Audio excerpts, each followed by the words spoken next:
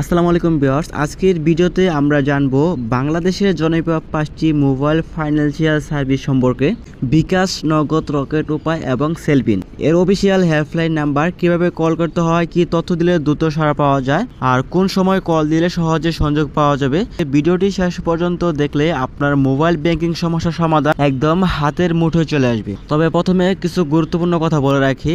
হেল্পলাইনে call করার আগে সবচাইতে গুরুত্বপূর্ণ যে বিষয়টি মনে রাখতে হবে, কখনো ওটিপি বা পিন কাউকে বলবেন না। অফিসিয়াল হেল্পলাইন এটা জানতে চাইবে না। আপনার ট্রানজ্যাকশন আইডি বা অ্যাকাউন্ট রেজিস্টার্ড নাম্বার কাউকে বলবেন না। সমস্যা বুঝিয়ে বলতে হবে পরিষ্কারভাবে, যেমন আমি বিকাশ থেকে 500 টাকা পাঠিয়েছি কিন্তু রিসিভার পাইনি। এভাবে বললে তারা দ্রুত সমাধান করে দিবে। প্রথমে আমরা জানবো বিকাশ হেল্পলাইন সম্পর্কে। বিকাশের অফিসিয়াল হেল্পলাইন নাম্বার হলো 16247 আর ল্যান্ডলাইন বা অন্য নেটওয়ার্ক থেকে কল করতে হলে 0255663001। কল করার পর আপনি তাদের সাথে কথা বলতে পারবেন। তো কখন কল দিলে তাড়াতাড়ি তাদের সাথে কথা বলতে পারবেন? তো বিকাশ হেল্পলাইন 24 ঘন্টা খোলা থাকে, তবে ভোর বা রাত 10টার পর কল দিলে সাধারণত দ্রুত লাইনে পাওয়া যায়।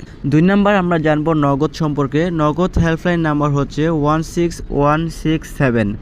আমি আবারও বলছি, নগদ হেল্পলাইন নাম্বার হচ্ছে 16167 আর বিকল্প নাম্বার হচ্ছে 096 কল করার পর আপনি তাদের সাথে কথা বলতে পারবেন।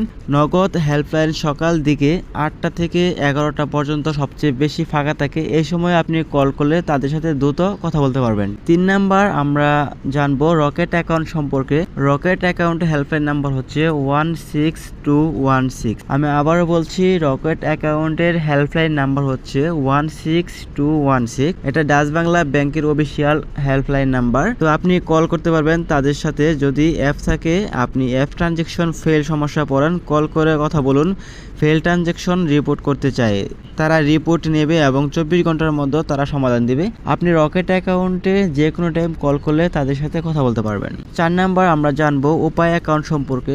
উপায় হলো ইউনাইটেড কমার্শিয়াল ব্যাংক, ইউসিবি এর মোবাইল ফাইন্যান্সিয়াল সার্ভিস। এদের অফিসিয়াল হেল্পলাইন নাম্বার হচ্ছে 16268।